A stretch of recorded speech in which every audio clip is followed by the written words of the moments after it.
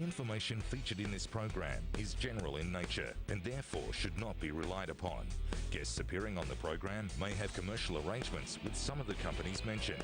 Before making any investment, insurance or financial planning decisions, you should consult a licensed professional who can advise whether your decision is appropriate for you.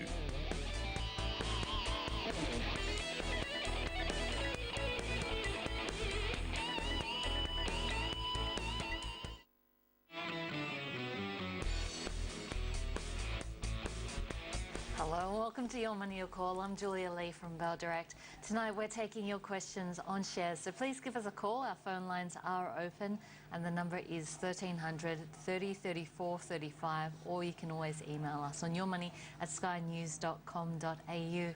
And joining me on the panel tonight we have Stephen Hogan from Novus Capital, and we also have Marcus Hughes from LHC Capital.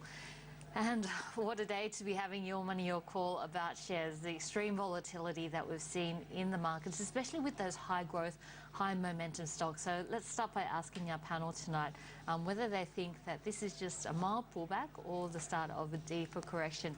I mean, Marcus, there'd be a lot of people worried about what's happening in terms of the market at the moment. How are you positioning your portfolio? Look, we're fairly relaxed actually with the market. We've had some protection on sensing increased volatility given some geopolitical concerns. But if you have a look, it's been a very concentrated pullback on names that have done very, very well, specifically technology stocks. We're going to see the US tech stocks, key tech stocks report in the next week. So I think one way or the other we'll have the answer to the questions, but certainly the fundamentals for tech are very good. I think that's the main reason why tech has done so well. And for me, we're relatively relaxed. We view this as a buying opportunity. Okay, so you're buying up stocks in this sort of environment. I mean, Stephen, there'll be a lot of people concerned out there in terms of technicals, especially for the US stock market. Yep. It's starting to look, you know, quite dire. What's the technical outlook looking like for the Australian market? Yeah, well, I talked about at the start of the year and late last year that I thought the market would run up into March, April and then have a pullback into September, October, sell in May and go away this year. I think the US market is starting to look stretched from a PE point of view. When you look at presidential cycles, midterm election years, we have the midterms coming in September, October.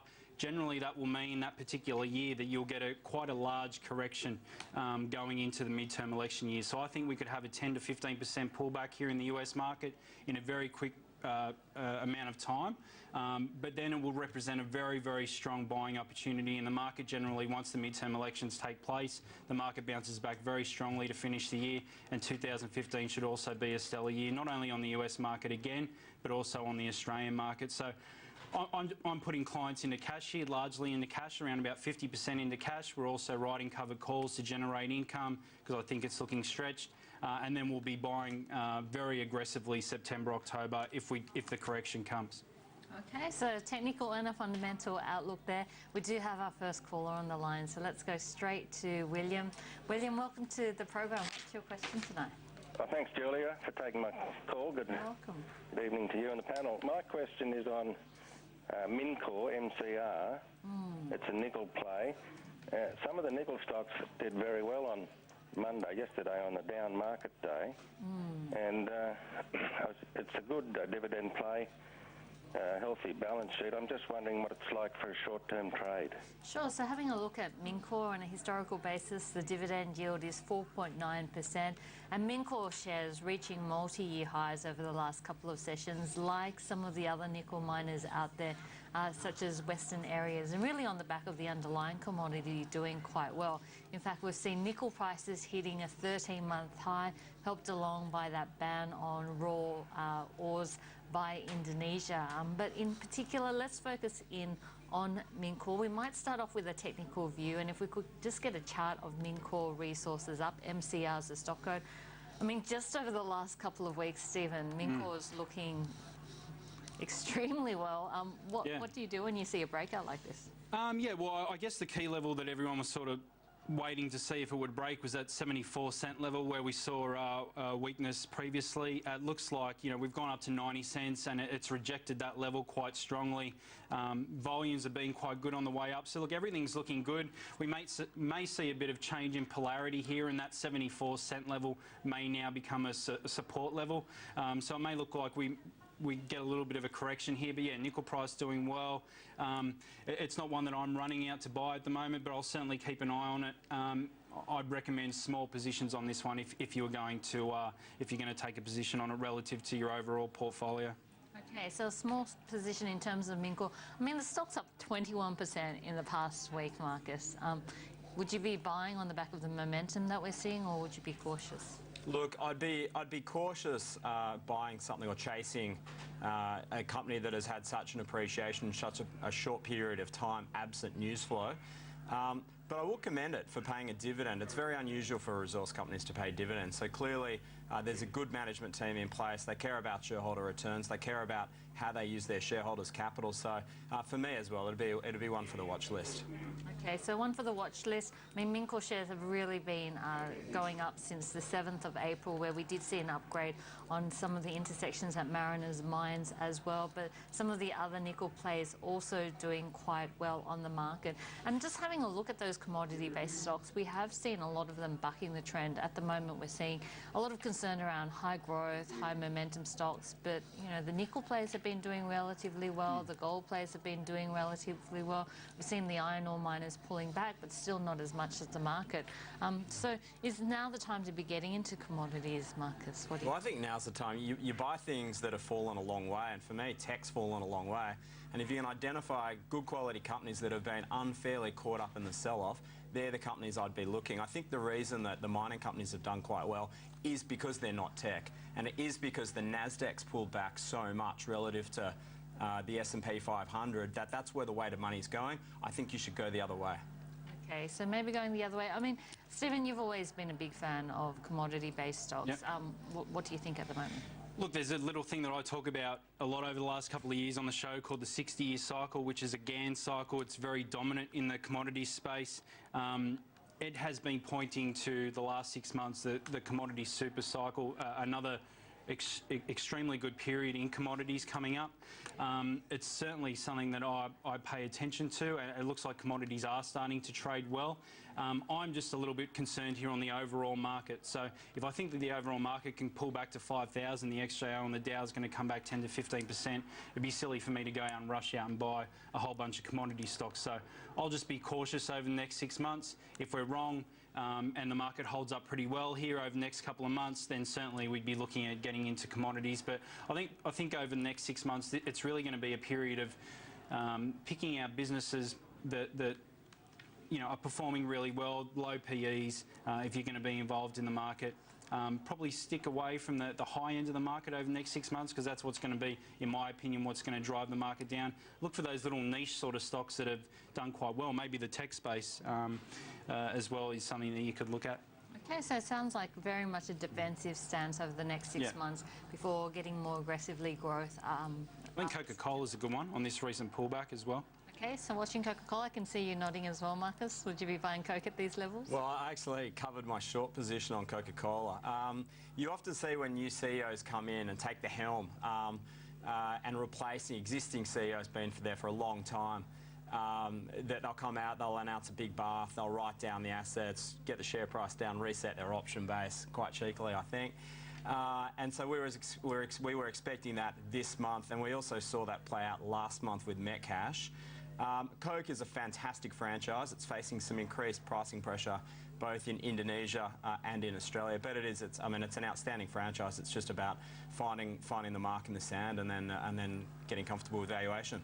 And you got the 6% yield to help you out at the moment as well. That's a sustainable yield, so that's going to underpin it, particularly given where. So still some bargains on the market. Sounds like both our panelists liking Coca-Cola Amatil, CCL, at these levels. And on that note, we're taking a short break, but we will be back to answer more of your questions in just about AU. And we now have Michael on the line from Sydney. Michael, welcome to the program. What's your question tonight for our panel? Yes, good evening, Julia, Steve and Marcus. Marcus. Thank you. Look, I was interested in two stocks, Buru, B-U-R, and Karoon, K-A-R. They both appear to be testing 12-month lows at the moment. Do you think there's an opportunity here? Sure. So talking about Karoon Gas and Buru Energy, BRU is the stock code there. Let's start off with Karoon Gas. I mean, if we bring up the stock chart, it's not a pretty looking chart at all. As Michael mentioned, we are seeing the stock hitting 52-week lows, and the stock's down 40% over the past year.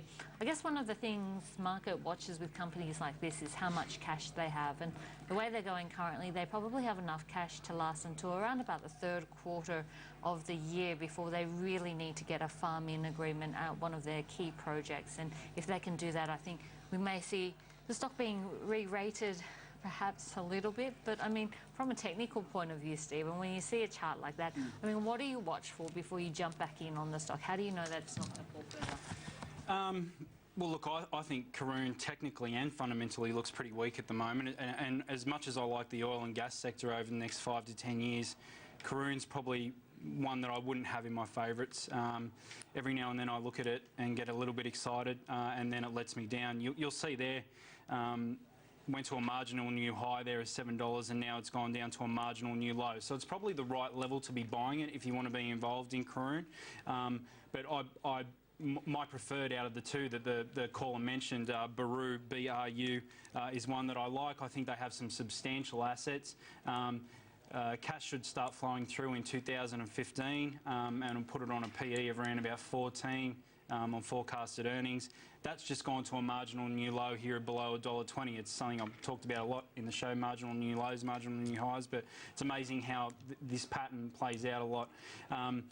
So I'd be buying Buru here with your ears pinned back, and I think it's worth well above $2, and it should break that high over the next 12 to 24 months, in my opinion. So as I mentioned before, I think the market's going to pull back here over the next 3 to 6 months, and you've got to be really specific on what you're buying out there at the moment. Buru is one that presents a really good risk-reward opportunity here. You can buy it around this $1.20 level, and look, if it goes down even further, you can have a stop at around about $1.10, and the reward's really, really good to the upside. So really good trade here on Buru. Another one I like in the small cap space in the oil gas sector is Otto Energy, that has a farm-in agreement with BHP on one of their wells there, which are very attractive at the moment. Okay, so preferring Buru Energy, but not liking Karoon Gas. I mean, looking at these two stocks, Marcus, what's your view on these ones? Well, the interesting thing about Buru is its acreage, which is in the onshore Canning Basin in Western Australia, is huge. So much so it's attracted some very, very interested parties offshore. They've formed alliances with Mitsubishi and with Apache Energy. So, you know, the strategics think that there's something there. The fact that it's such a large acreage means that the findings could actually be large, very, very big. So, yeah, I'd say that's interesting to me. The problem with that too, though, is as much as I like Buru, is because it is such a large acreage, you drill a couple of holes, one can come up stale, and that's what happened recently with the stock. One of the holes came up stale, and that's what's led to the recent share price weakness. But yeah, good buy down here. That's the opportunity, I guess. Yeah, exactly. Okay, so Buru Energy, I guess it is higher risk than some of the oil players that we have seen on our market, like Santos and Oil Search. But then again, the potential for upside is much greater as well. Once one of the darlings of the market, now we're seeing the stock reaching 52-week lows. It looks like both our panellists are a lot more bullish on Buru Energy, BRU, because of the acreage and the actual assets that they hold, rather than Karoon Gas, KAR is the stock code there. Let's go to our next caller. We've got Bernie on the line from the Gold Coast. Bernie, welcome to the show. What's your question tonight? Yes, thanks, Julia and panel.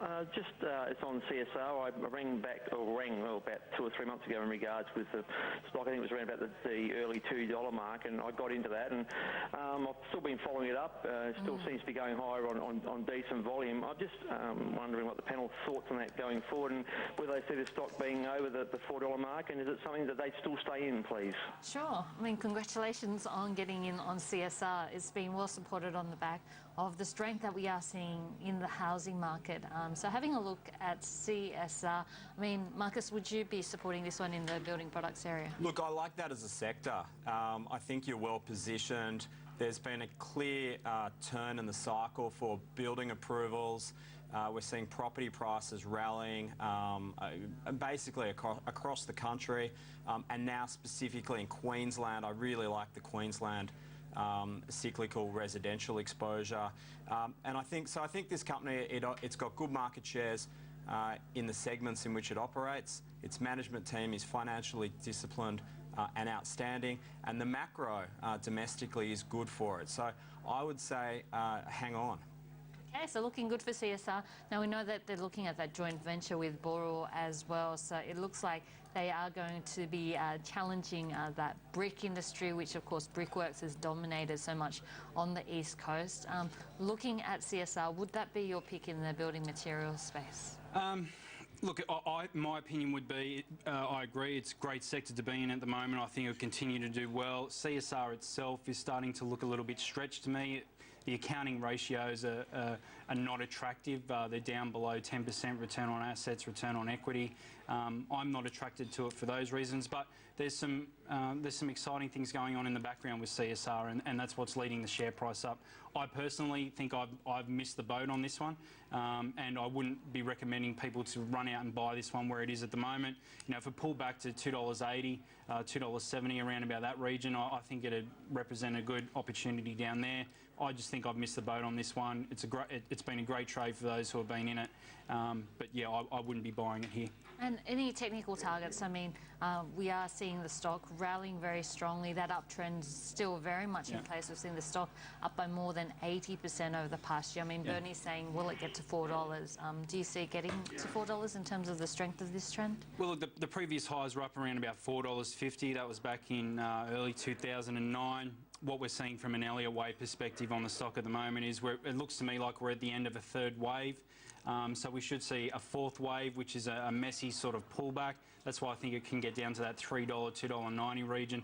And then you have a fifth leg up, which should take it to around about that $4.50 level. So I'd be waiting for the pullback in this fourth wave if we're looking at it from a technical perspective.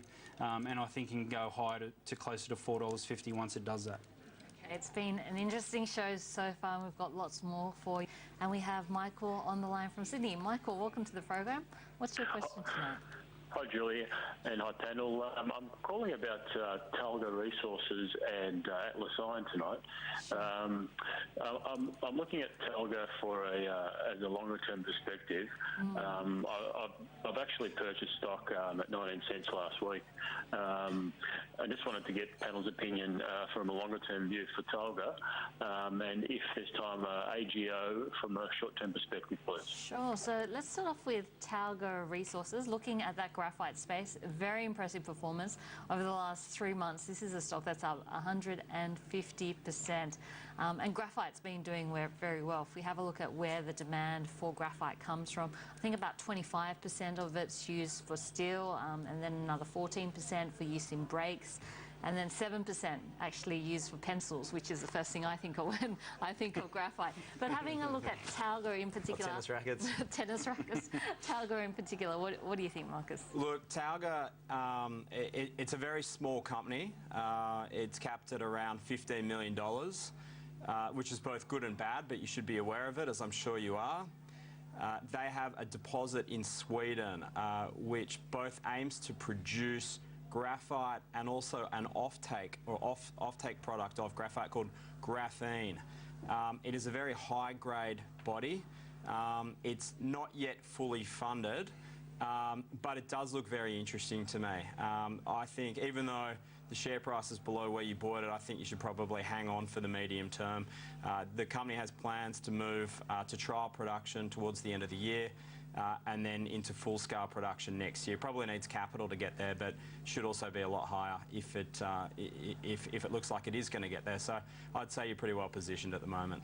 Okay, so looking pretty good at the moment. They've just completed in March a $1.7 million placement, so a little bit of cash on their books at the moment. I think, Marcus, you mentioned that Talga is in Sweden, so any concerns that...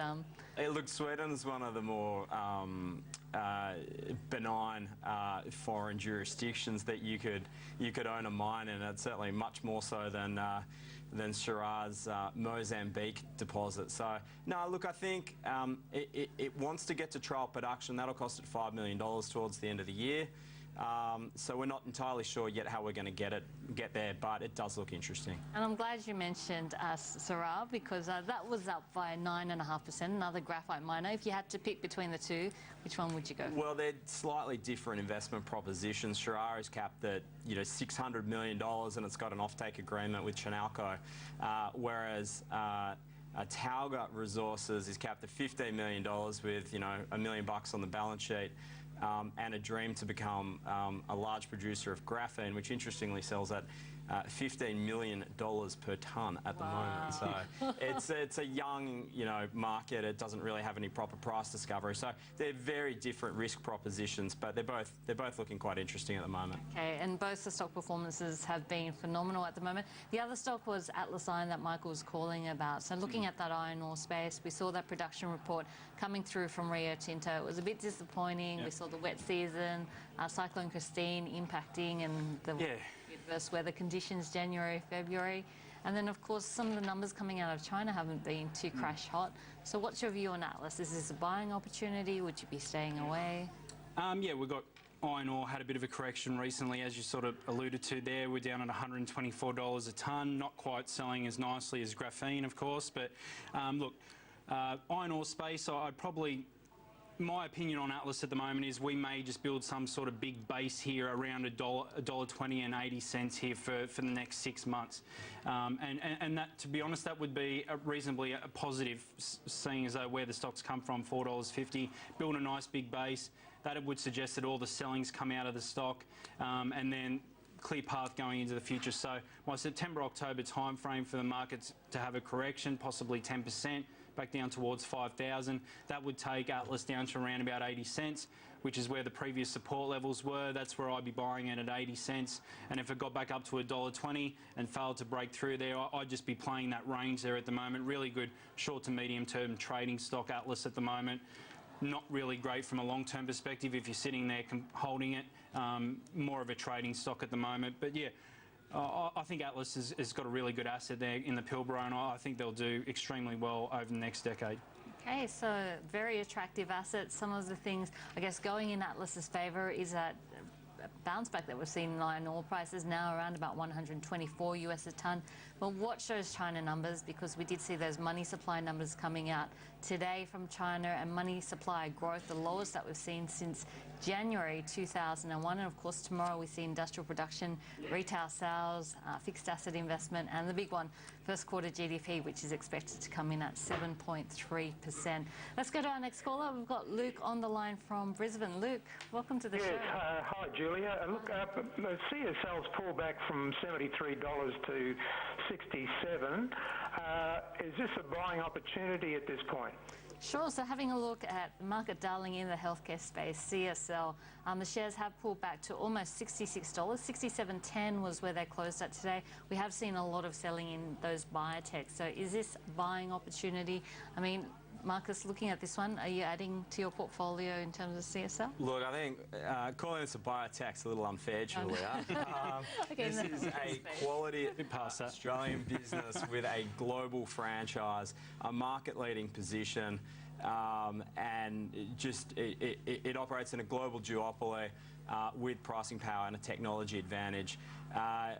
You don't sell businesses like these. You just look to continually accumulate them on pullbacks.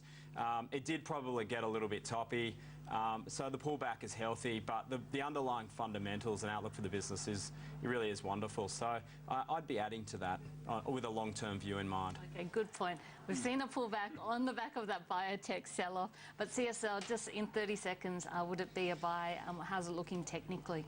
Great business. I think it's one to have in the portfolio longer term. On 20 times earnings at the moment, looking a bit expensive. The accounting ratios, return on equity is really good, up around 60%. As we've said, great business. I'd be looking to buy it anywhere just below that $65 region as a long-term hold.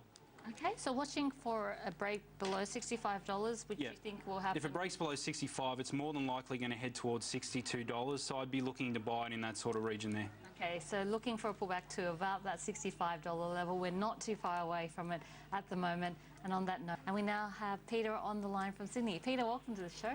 What's your question tonight? Oh, thanks, Julia.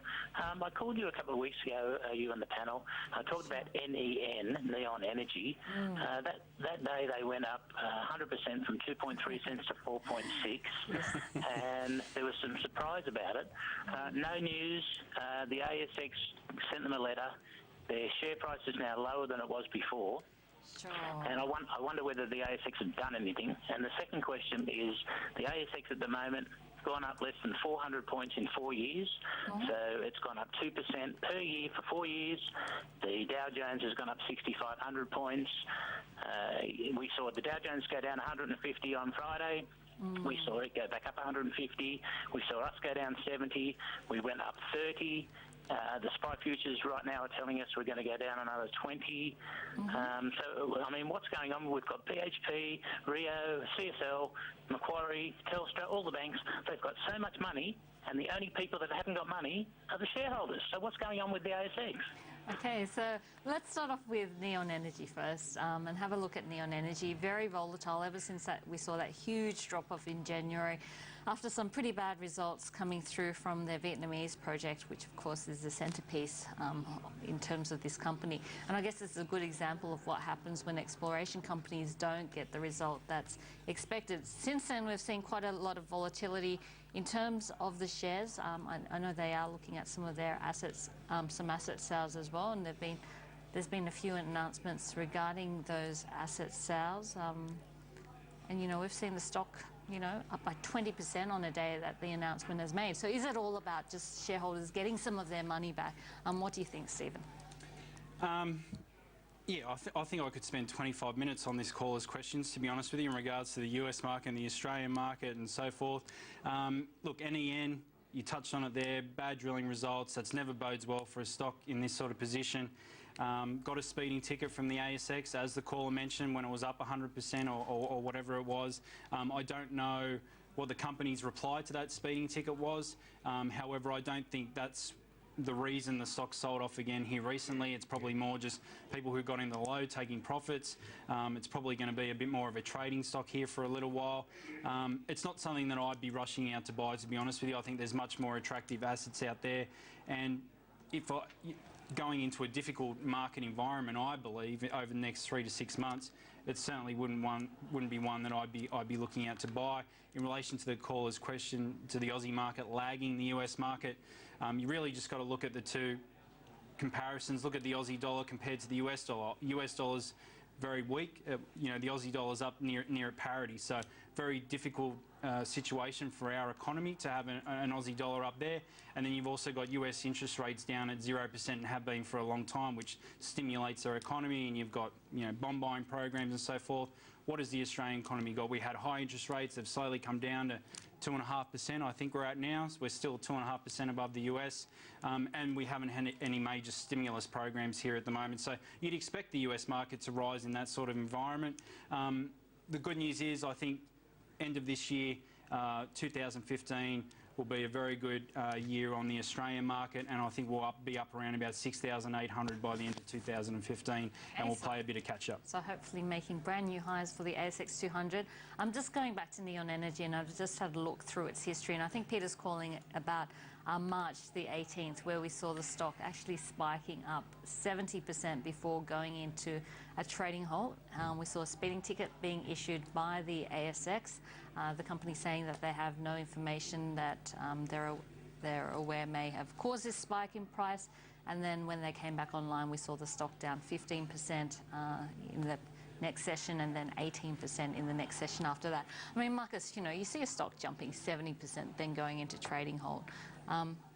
Any thoughts around that type of move? Well, yeah. I'd be excited, sort of. Well, you know, in the case of Neon Energy, it looks like it's just crossed the spread. This is a 2-cent stock. Very, very difficult to value. They've announced asset sales. Generally, when a company plows all its hopes into one project, it misses and it has to turn around and sell assets to pay off debt. They're generally selling their best, most liquid assets. So for me, that's just that's a warning sign. I just put this in the too hard basket and move on. So too hard, I mean, too much volatility, coming off a very low base, probably seeing a little bit of a big spread in terms of what you are seeing trading. And Stephen, any thoughts on that big move that we saw in March? Just for the callers at home, the key point for this one, and you had to be very quick to get out of it, was you had a flag. If you look at a weekly chart on NEN and it's going up in sort of a flag motion or a pennant, when it broke down through that trending upwards, which was around about, I want to say 25 cents, that was the key point to get out of that one. Shocking fall below that. So yeah, you really had to be quick and nimble to get out of it. But yeah, that would have been the point for me. Shocking fall, shocking volatility.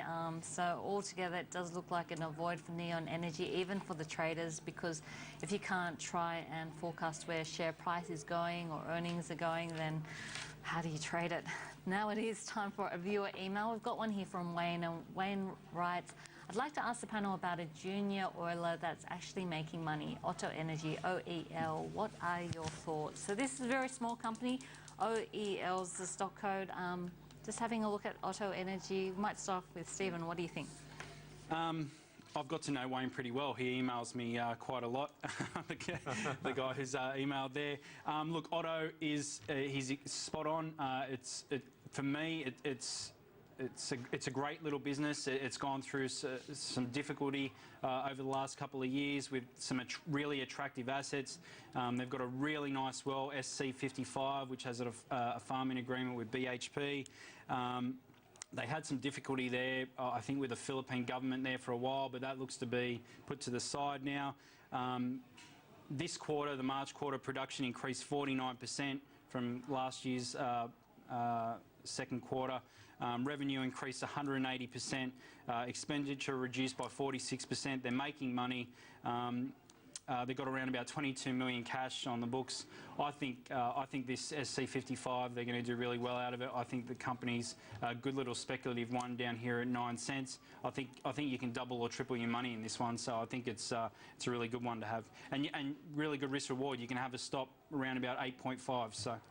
Okay, so Stephen liking this one as a speculative, and we now have Michael on the line from Melbourne. Michael, welcome to the show.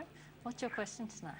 Hi panel, fantastic show, love it. NST, Northern Star Resources, just would appreciate your feedback or comments on short to medium term in terms of that stock. Sure. So Northern Star, I mean, gold's been such an exciting area for traders this year, and in fact, over the last 3 months, we've seen Northern Star up by 20%. Gold producer, it's actually making money. It's even paying a dividend. So, Marcus, what's your view on Northern Star and the gold stocks at the moment? Well, I think certainly in the short term, it'll be driven by the gold price. So it depends on what your view is on the gold price. The macro settings generally are pretty conducive for gold. Volatility's increased. Generally, you'll see risk-off trades and the weight of money flowing to gold. So from sort of a macro trading perspective, that seems to work. From an individual company perspective, the business seems to have strong cash flows, low debt, and also pays regular dividends. So I'd probably put that in the top quartile of gold stocks. It's been a graveyard for investors through the cycle. This one looks like it's got actually a decent management. So for me, it's probably okay. Okay, so looking okay, I mean, they built themselves basically on the back of the Parsons mine, which is in WA, all-in sustaining costs aiming for $1,050, which at the current gold price, still very profitable, paying a dividend, low debt. Stephen, would you be backing Northern Star? I mean, longer term, it's probably on the macro outlook, but how does it look short to medium term? Very strong financial position. Its accounting ratios are attractive. If you look at future earnings forecasted for 2015 and puts it on a current PE of around about 7, Newcrest would be envious of this one, to be honest with you. I think it's going a lot higher. I'd have upside targets around about $1.60. Okay, so looking good for Northern Star. Plus if I think the market's going to come back here in the next 6 months, I think once gold breaks through 1,400, it's going to 1,600 pretty quickly once it breaks through that double bottom high. of 1,400. It'll go to 1,600 pretty quickly, and that'll bode really well for these guys. But $1,000 cash cost, it's going to have leverage either way. If the gold price, if you're wrong on the gold price, it'll go against you with leverage.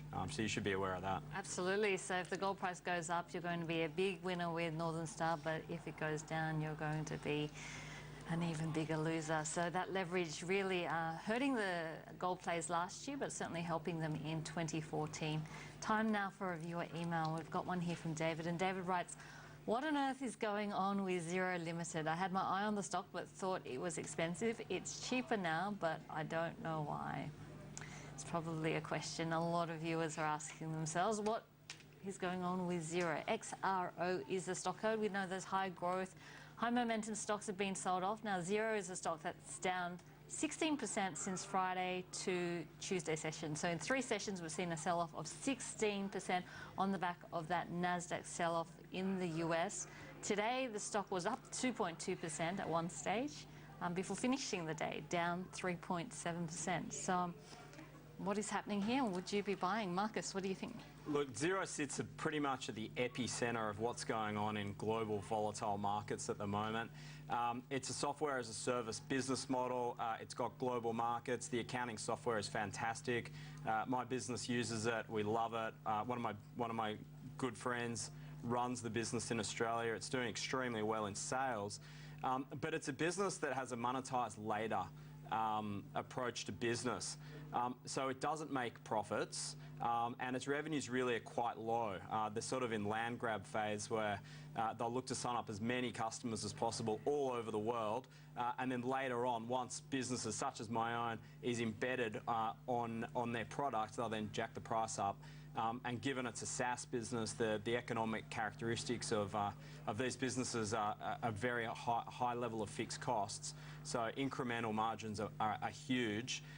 The valuation got, I would say, ludicrous for a couple of reasons. It was capped at 4 to 5 billion Kiwi.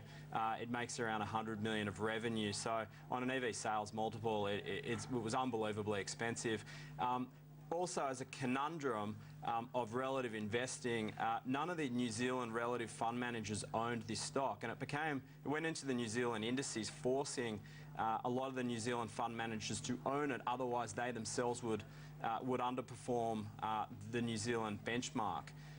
So you've seen a lot of forced buying into this thing, which drove the valuation very, very high. For me, I think it's a great business. I don't know if I'd be getting into it now. I prefer tech stocks that make money and have earnings. I think this thing is potentially wonderful, but monetization's a long, long way away. So I would step back and watch what happens. Okay, so great business, but too expensive at these prices. Marcus, we might just ask you, how do you use the product for the viewers out there that have never really, it's, cloud accounting software. So businesses that have bookkeepers or businesses that generally run their accounts, their general ledgers on a spreadsheet, this automates it. It's quite a fantastic product. It links to your bank accounts and it automatically sucks all the transaction data out of that and pre-populates automatically your accounting systems. It facilitates the lodgement of ATO filings, BAS filings, etc. So it's a great accounting package. Okay, having a look at the technicals, I mean, this is a stock that's still, up 170% despite the pullback, but, over the past month, the stock's down 35%. Yeah, well, this is what will happen when a company's valuations get quite stretched, and then you go through a bit of a conundrum in the tech space, NASDAQ getting belted, and then these stocks will, you'll get people locking in profits. It'll sell off very, very quickly. A company doesn't have strong earnings as yet. So, look, for me, it's going to $16. That's right. That's where I'd be looking to buy it down there at 16. Okay, so a big conundrum for Xero shareholders, a big pullback. It looks like there could be some more pain in store for Xero on the back of valuations. So, looks like both our panellists are a little bit cautious just in terms of the valuations, liking the business. And we also have a caller on the line. We've got Neil from the Gold Coast. Neil, welcome to the show. What's your question tonight? How you going? I just got a question to Stephen about the energy sector. Sure. I've been a long-term holder of Beach Energy, and actually my return is quite good because they do pay a dividend. But I'm a bit sort of concerned if their Cooper exploration doesn't go that good, can he see any downturn in the share price, or should I lighten my load a bit and buy a few more of AWE? Okay, so the question was around Beach Energy. If the Cooper Basin drilling doesn't go according to plan, you know, what's the downside risk involved there? And should he be switching some of his holdings into AWE? So, Stephen, looking at the oil and gas space, I know you like this space a lot. What do you think of Beach Energy and AWE? Look, I like both the businesses, to be honest with you. I'm just... the caller's question was, you know, should I be holding it? You know, for me, the market's going to be quite weak here, as I've touched on, for the next 6 months into September, October. So these are the type of assets that I probably wouldn't want to be holding, that are close to all-time highs, you know, going into that period if the market was to have a correction here, because they're the type of stocks, obviously they aren't going to lead the market down, but anyone who's holding these riskier sort of assets in their portfolio, and AWE falls into that space as well, is they're the ones that are going to be sold off quite heavily as well. Look, I like both the businesses. I would hold Beach Petroleum long term. However, it may just be an idea to sell it now and look to get back in around about $1.40, $1.50. AWE, I'd probably be selling that now as well, looking to get in a little bit cheaper, and just really de-risk your portfolio. I guess that's what I'm doing at the moment for clients, de-risking their portfolios. Looking to write some covered calls here, especially on self-managed super funds, on the bigger stocks like the banks in their portfolios, the BHPs, now that it's bounced back up towards 38. And writing covered calls is a great way to generate income when you think the market's going to trade sideways or go down, and there's shares in your portfolio you don't want to sell. Can't do it on a Beach Petroleum because it doesn't have options against it. That's why I'd probably suggest maybe just sell it here and look to get back in. But yeah, I think it's a great long-term investment. If you can bear the pain here for the next 6 months, I think come end of 2015, you'll be looking at it a lot higher than where it is now. Okay, so short-term pain, but long-term gain for both Beach and AWE. I mean, Marcus, looking at Beach Energy, it's involved in the Cooper Basin versus AWE, which is mainly involved in the Perth Basin. Which one would you prefer? Sure. That's a tough question. It really comes down to the individual assets. The Beach does have good assets. The AWE assets I'm less familiar with, so I can't really make a comparison for the viewer. But I would just say that you always need to understand exactly what the assets that you own are, what their level of quality is. The Beach assets are pretty decent quality assets, but similarly, I agree that if oil and gas does sell off, if markets do sell off, then these sorts of assets are going to get hurt. Okay, so what's that oil space? Because we know that oil prices are above 100 US a barrel at the moment. Energy well supported by the conflict that we are seeing over in Russia and the Ukraine. So we're just watching that oil space. If we do see a sell-off in oil, then expect to see both BPT as well as AWE being impacted. Let's go to our last caller of the night. We've got Seamus on the line from Darwin. Seamus, welcome. What's your question tonight? Julia, thank you. It's about M2 Telecommunications. It's a company about a year ago, or near enough. Carl Capolingo, it had a drop after mounting the list steadily for a long time, and he said, you know, it's broken its primary pattern, sell, and I didn't sell, and it's lower today than it was when it finished that. It's meandered up and down for the last year, but the results look very good. You know, from what I can see, there's a 12 million plus share overhang from a couple of deals that come out of escrow on May 1st, and this may explain it or may not. I'd just like the panel's views. Thank you. So having a look at M2 Communications, MT use the stock code there. We don't have a lot of time. I mean, it has a Dodo brand. You know, probably going to hit revenue of about $1 billion this year. Just quickly, Stephen, what do you think of M2? Yep, very strong accounting ratios, very strong fundamentally, in my opinion. Technicals are telling me it's going down to around about $4.90, $4.80. Love the business. I think it's very well managed. If it gets down to $4.90, I'll be buying it with my ears pinned back, and I think it's a great business to have in your portfolio, especially self-managed super funds. Really attractive dividend there as well. Okay, great business, but being sold off, and that's like a lot of the smaller telecommunication companies out there, like TPG and iiNet. Would you be buying M2 on the back of this pullback? Well, look, it's getting more interesting. The viewer's right. The financial results actually look quite good. Possibly a little bit of slowing organic revenue in the core business. They've made an acquisition. That's going to make sure the numbers continue to look good. FY guidance, I think, is achievable. And as the stock keeps coming back for the set of cash flows, you're getting close.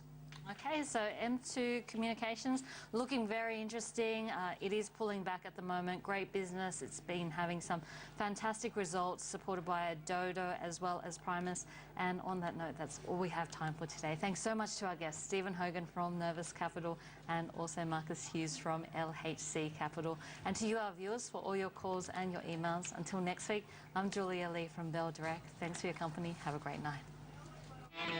The information featured in this program is general in nature and therefore should not be relied upon. Guests appearing on the program may have commercial arrangements with some of the companies mentioned. Before making any investment, insurance or financial planning decisions, you should consult a licensed professional who can advise whether your decision is appropriate for you.